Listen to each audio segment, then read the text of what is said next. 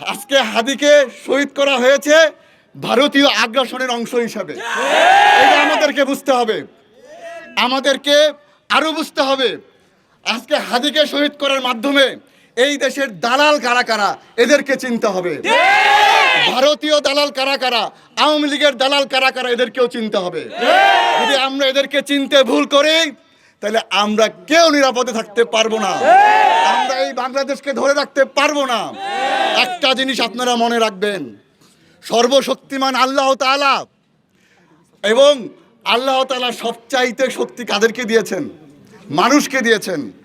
আমরা যদি এক থাকি, এই দেশের জনগণ যদি এক থাকে, পৃথিবীর কোনো শক্তি নাই আমাদেরকে হারাতে পারবে। আজকে হাদির শাহাদাতের সমাধান কি? সমাধান একটাই, সেটা হচ্ছে ইসলাম। যদি আমরা ইসলাম প্রতিষ্ঠিত করতে পারি, ভারতীয় আগ্রাসনের বিরুদ্ধে রুখে দিতে পারি, তাইলে হাদির শাহাদাত, হাদির রক্তকে আমরা হালাল করতে পারবো। এটা কি আমরা সবাই চাই? হাদি ভাই গুলিবিদ্ধ হওয়ার পর থেকে বাংলাদেশের আনাচে কানাচে প্রতিটি জনপদ ছাত্র সমাজ কান্নারত ছিল। আমাদের কান্না ওসমান হাদি ভাইয়ের ইন্তেকালের সংবাদ শুনে থেমে গিয়েছে। আমরা আমাদের শোককে শক্তিতে পরিণত করেছি। কালার এক্সপার্ট, জর্জ স্যাপ এবং মাইল্ড অন হ্যান্ডস টেকনোলজি সমৃদ্ধ অরিক্স ক্রিস্টাল ওয়াশ আপনার লন্ড্রি এক্সপার্ট। আমরা এই শোককে শক্তিতে পরিণত করে দীপ্ত কণ্ঠে বলতে চাই, পতিত স্বৈরাচারকে এই হত্যাকাণ্ডের জন্য চরম মূল্য দিতে হবে।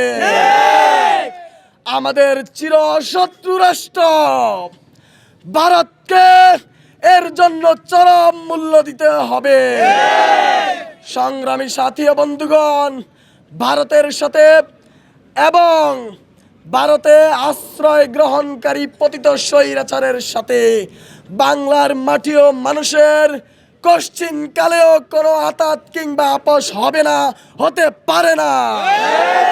যে সকল রাজনৈতিক কিংবা অরাজনৈতিক দল অথবা সংগঠন পতিত স্বৈরাচারের সাথে অথবা আমাদের শত্রু রাষ্ট্র হাদি ভাইয়ের হত্যাকারীদের আশ্রয়দাতা ভারতের সাথে কোন রকমের আপোষ করবে, সেই রাজনৈতিক অথবা অরাজনৈতিক দল কিংবা সংগঠন বাংলাদেশে চলতে পারে না, পারবে না।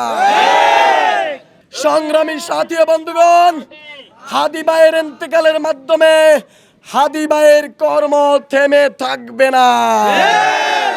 আজ থেকে আমরা সকলে এক একজন হাদি হয়ে বাংলার জমিনে ইনসাফ প্রতিষ্ঠা করার সংগ্রাম চালিয়ে যাব।